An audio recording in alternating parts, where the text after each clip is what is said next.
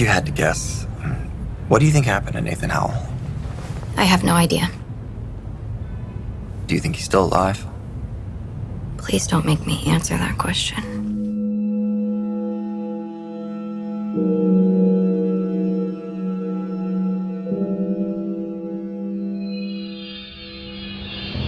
Five years ago, 3 teenagers from the small town of Blackwood, Connecticut started an investigation into a local legend. What they uncovered changed their lives. After the night that Nathan Howell decided to burn down the dead tree, nothing was ever the same. Molly Weaver eventually went away to college. Finally escaping the town, she was afraid she'd never leave. Brian Anderson's health continued its unfortunate decline, and Nathan Howell, within days of his disappearance, once the search teams decided to call it quits, Blackwood moved on. The most popular explanation was that, angry, Stuart Howell's grandson ran away. Despite his efforts to end Blackwood's body count, Nathan Howell became just another missing persons case.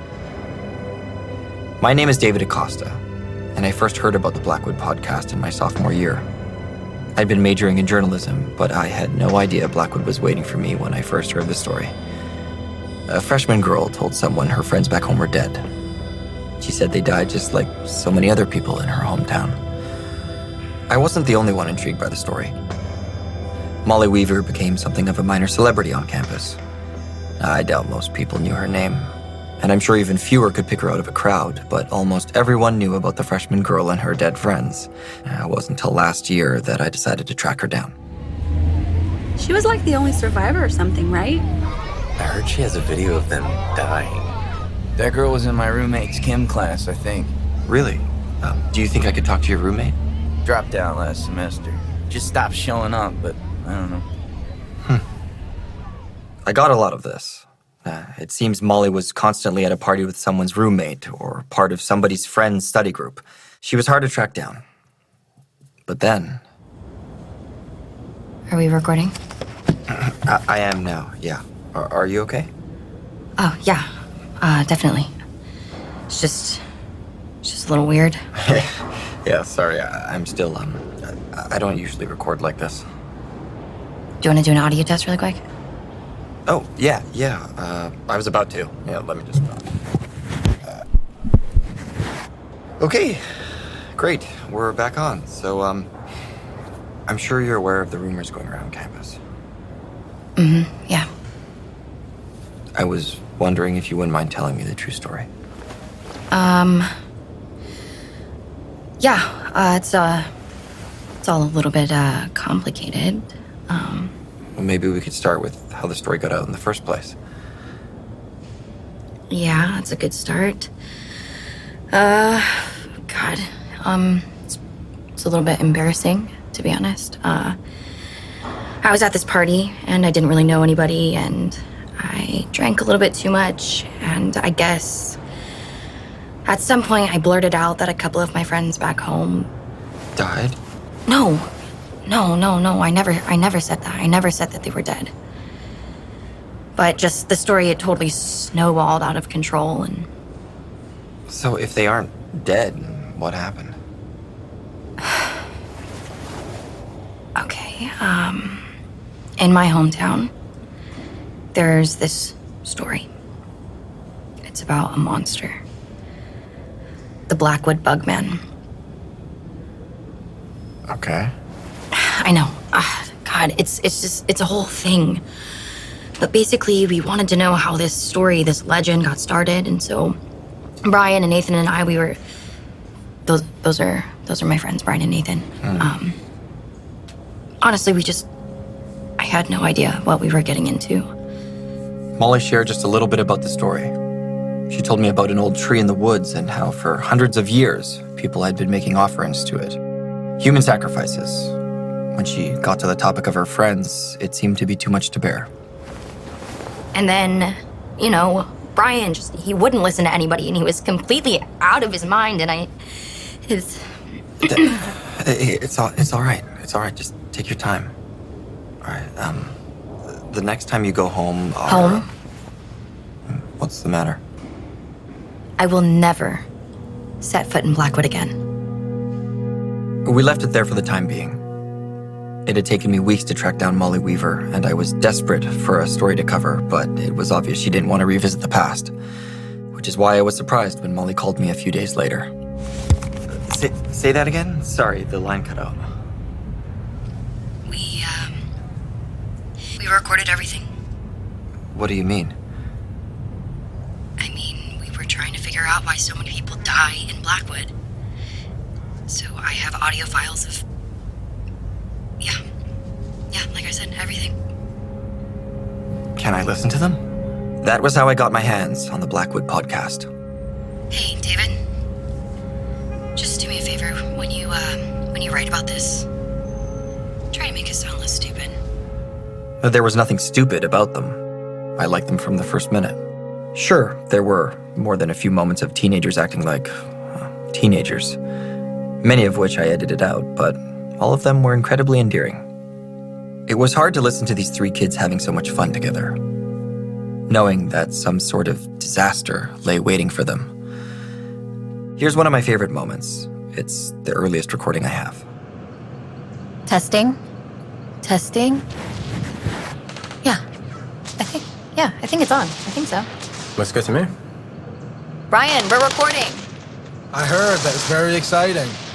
Shut up. Pause the game. Come here. I want to figure out the best way to use this thing. I'm trying to kill Nazis. Hey, be careful. All right, here, just let me see it.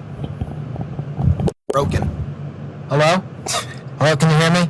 Idiot. Hey, I was using that. Yeah, well, maybe I should hold on to the microphone. Is that cool? Fine. So what exactly do you want us to do? I don't know yet. But I promise it's gonna be fun. I listened to the recordings of the Blackwood podcast in stunned silence. While Molly narrated, while Brian cracked jokes, there were members of the brood watching, listening, plotting behind their backs.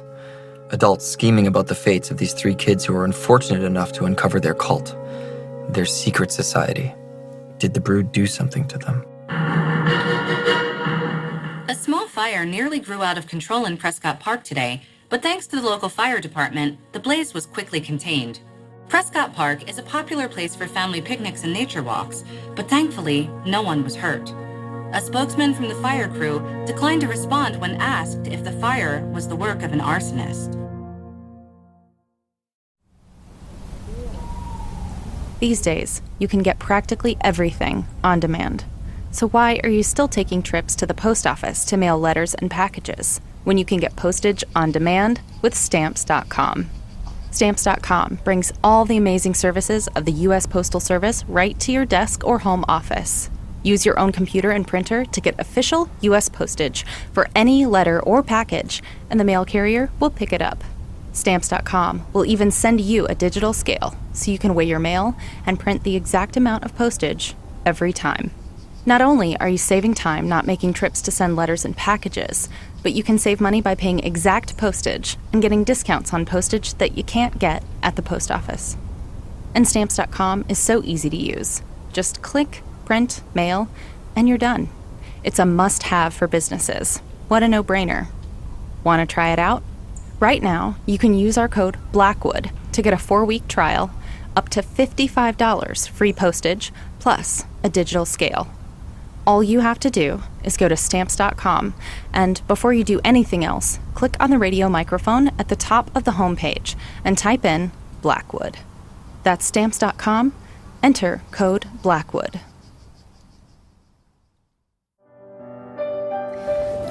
So I take it you listen to everything? I did. Yeah, I'm sorry about what happened to your friend. Yeah, well, it was a long time ago. Not that long ago. You sounded like you were having fun. Yeah, we were. We had a lot of fun until we weren't having fun.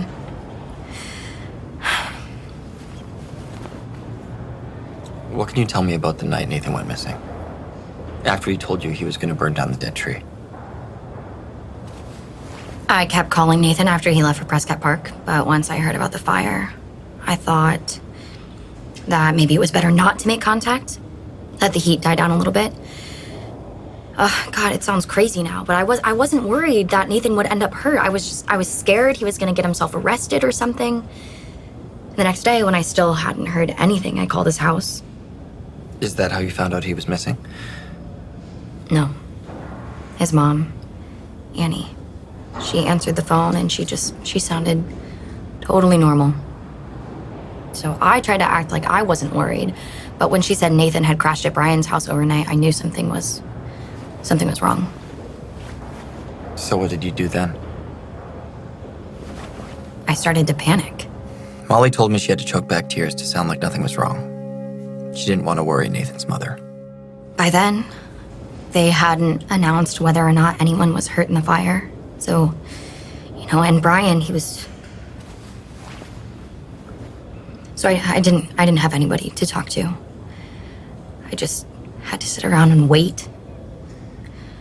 I waited for them to finally announce that Nathan died in the fire. But they never did. No. And honestly, in a way, it was even worse when they announced that they hadn't found anybody. Because then I didn't know what happened to him. I just knew he was gone. Nathan Howell was unsuccessful in his attempts to burn down the dead tree. I've seen several pictures on social media which confirm it is, in fact, still standing. Search teams were dispatched to find Nathan Howell, but of course they had no luck. They did, however, locate the melted remains of a gas canister in Prescott Park, leading the residents of Blackwood to start a new endeavor to preserve the forest surrounding the town. A new initiative, led by, of course, Walter Anderson. Bit by bit, Nathan Howell faded from memory. Forest View Psychiatric, how can I help you? Hi, I'm trying to reach a patient named Brian Anderson. Hello? Who is this? My name is David Acosta. What's the purpose of this call? I was hoping I could talk to Brian Anderson, briefly. I just have a few questions. Well, I'm sorry. Brian Anderson isn't able to take calls. Could I maybe schedule a visit? That's not possible. Well, maybe you could just pass him my contact information. Hello? Records show that shortly after the final recording, Brian Anderson was admitted to Forest View Psychiatric Hospital. Forest View has been the subject of more than a few controversies. I'm coming to you from the front steps of the Forest View Psychiatric Hospital, where we have made what you might call an unannounced visit. Many families entrust Forest View with the safekeeping of their children, their family members, their friends. I've personally been contacted by a recently terminated employee who claims the facilities are not only poorly maintained, they are in fact potentially harmful to many of the patients who unfortunately call this place their home. Let's take a look inside and see for ourselves. I've attempted to make contact several times, mailing letters, making calls, but unfortunately all I have to go on regarding Brian's well-being, aside from rumor and speculation, is this. I visited him once, about a year after everything happened. But not for long. He wouldn't talk to me, didn't say a word. How did he look? He looked horrible. He'd lost all this weight. Most of the time he just kind of looked off in the distance, all foggy.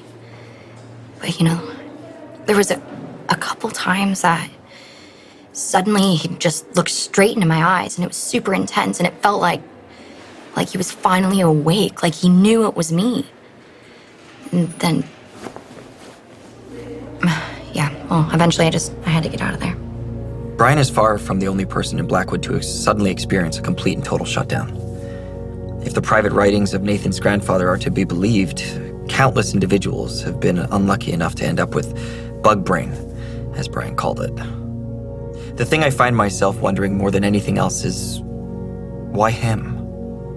Molly and Nathan were with Brian every step of the way, but why is he the only one to end up like this? Across all the audio recordings, I never once heard anyone but Brian complain about being bitten. Did he somehow provoke them, or is there another explanation for how so much of their venom made its way into his system? The brood was dedicated to ensuring the safety of the bugs. Could they have kept a supply of the venom? Two people, Stuart Howell and Brian Anderson, both very close to Walter, both suffering from an unexplained illness, just left to stare out vacantly as the world passes them by. Was Walter somehow to blame? If so, we may never know exactly what he did, or why. The more I learned, the more obsessed I became. I hope you don't mind, but I've been doing a little bit of editing. What do you mean? No, I figured I'd help produce your show. Yeah, I think I should release the Blackwood podcast. No. No, God, I was worried that you were gonna do this. What? I knew it. I kept telling myself you'd write some stupid little blog post or something, and, even that would probably be too much. The work you did capturing the story in the first place, it was important to you. You can't just pretend it doesn't exist. The only reason I'm sitting here is because I pretended it didn't exist. You don't know that. I have a pretty good idea. Just think about it, okay? Just trust me, you would be much better off if you just packed I'll all be of this fine up. if Okay, sure, you'll be fine. Okay, listen, whatever. Do what you have to do. Just don't expect me to go along with any of it. And trust me when I tell you that no matter how strongly you think you're gonna find answers, do not go to Blackwood.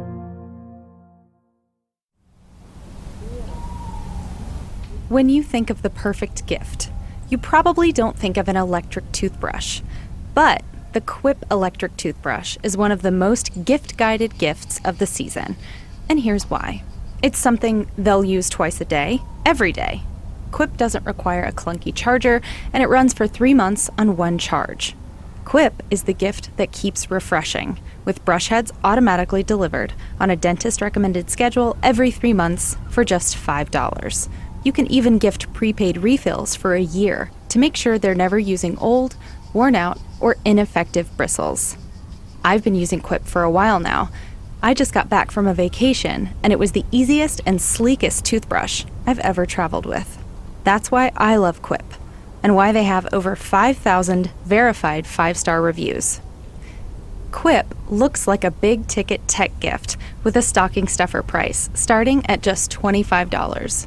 And if you go to getquip.com/Blackwood right now, you get your first refill pack for free with a Quip electric toothbrush. That's your first refill pack free at getquip.com/Blackwood.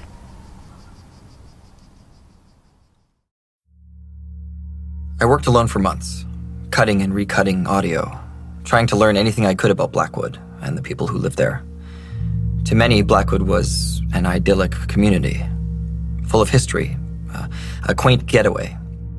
To me, Blackwood is an unexplored part of the map, a place full of question marks, doing everything it can to hold the rest of the world at arm's length. Several times I considered traveling to Blackwood, but remembering Molly's insistence that I should stay away, I resisted. Still, I continued to read the local news online, wondering if it was genuinely innocent. Another book sale at the library, or if every headline was a carefully constructed sentence designed to conceal what really happens there. Most days were the same. Nothing worth reporting was happening in Blackwood, until 6 months ago. Molly said she wanted nothing to do with the story anymore, but I had to reach out. Hey, it's David. I'm recording, is that okay? Yeah, sure. I just found out that... Yeah, Walter Anderson, he's dead. Yeah. I heard. How did you find out? My parents called me. What did they have to say about it? They told me what a great man he was, and 5 seconds later, they changed the topic. Anyway, is that all? I don't know what I expected. I guess I thought maybe Molly and I might investigate his death together, but... Sorry. I can't. Okay. Yeah, that's all right. I understand. I did my research alone. Walter Anderson evidently died of natural causes. Almost from the beginning, Molly and Nathan suspected he might be responsible for several deaths in town. Walter lived in Blackwood his whole life. Along with Stuart Howell, he famously revitalized the local paper mill and served on the town council until the day of his death. Despite his carefully constructed persona, Walter was secretly a greedy, jealous person. To most, Walter and Stuart were great business partners, hometown heroes, but there are some who say Walter was more like Stuart's little brother. Knowing now that Stuart was once the leader of the Brood, succeeded by Walter, you have to wonder what happened. Perhaps some sort of disagreement, an argument. As Nathan Howell recorded, we have Stuart saying, near the end, He killed me, too. The Brood would appear to be responsible for countless deaths over the years, but under Stewart's leadership, they seemingly operated as a force of good, assuming we can trust Stewart's word. It's not hard to imagine a disagreement, a jealousy, festering beneath the surface, bursting out in an act of violence. When I first heard about Walter Anderson's death, I was simultaneously stunned, yet unsurprised. Seeing his photograph next to his obituary, he looked older than I expected, wearing a familiar ring on his hand. When I found out Walter's ex-wife was having an estate sale, I impulsively made contact.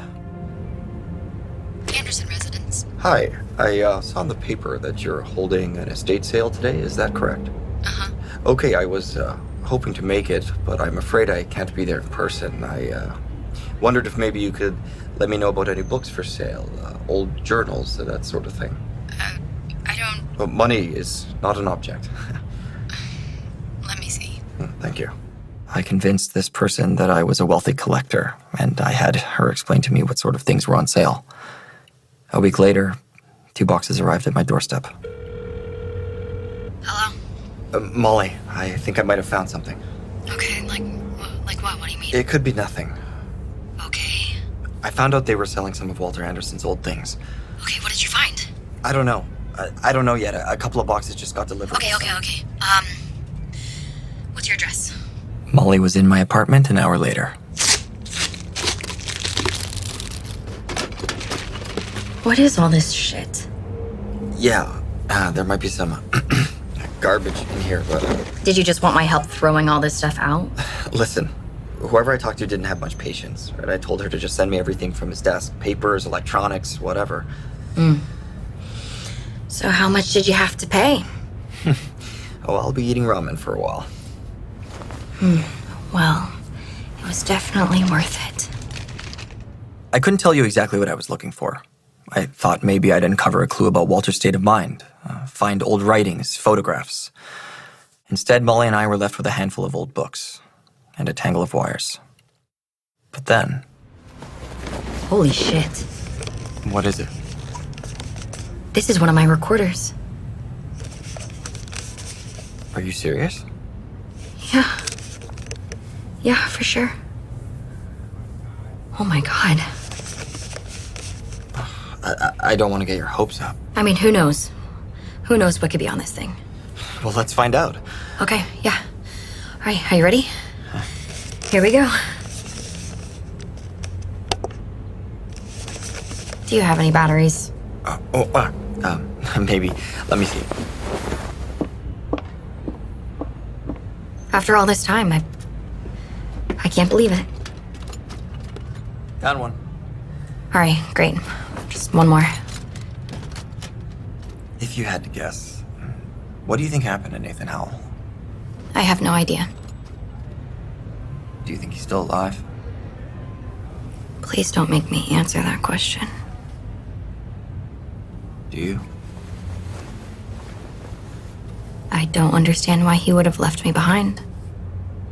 If you could have, would you have gone with them? Of course I would have. God, I feel so stupid now, thinking about how all I wanted to do was figure out if the Blackwood Bugman existed. And as soon as I found out that real people had suffered, had lost their lives, that I was just as stupid as my parents, as the rest of the people in Blackwood. I should have known that we were in danger. You know, but I didn't. Or maybe I did. I was too dumb to stop. And, you know, after Nathan and Brian, you know, I got smarter. I stopped opening my mouth, stopped poking beehives, and I took the first opportunity I had to leave. Truthfully, if I thought Nathan ran away, like everyone else, I would be really happy for him. But I know he wouldn't have left me behind. No. Nathan Howell is dead. And Walter Anderson killed him.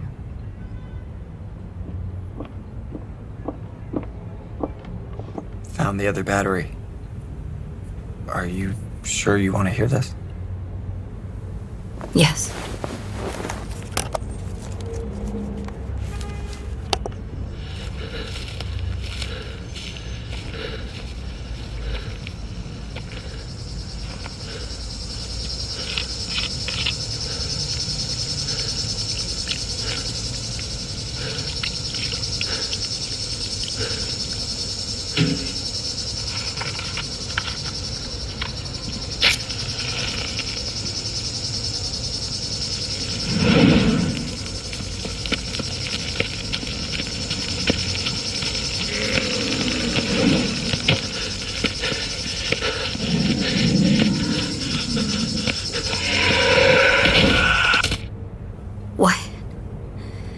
hell was that? I have no idea.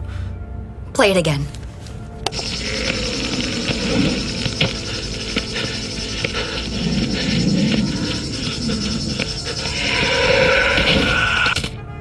I have to go.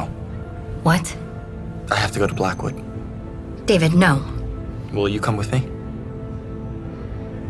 Molly, will you come with me? Back to Blackwood. Play it again. Molly Weaver, Brian Anderson, and Nathan Howell were just kids when they decided to solve a series of murders. From what I can tell, they got closer to uncovering the secrets of the Brood more than anyone before them. But they paid a heavy price for their effort. I'm sorry to say I have no idea if Nathan is still alive, or if Brian will ever recover. But I'm optimistic. Maybe Molly and I will find the answers. As soon as we arrive in Blackwood.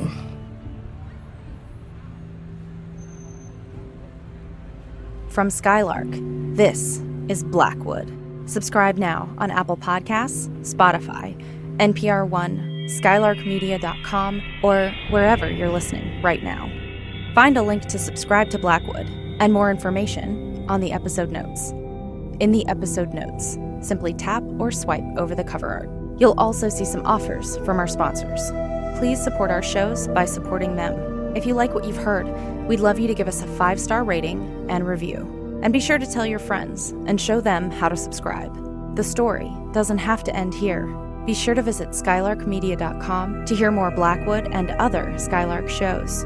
You can even view bonus content, like articles about Walter Anderson's death.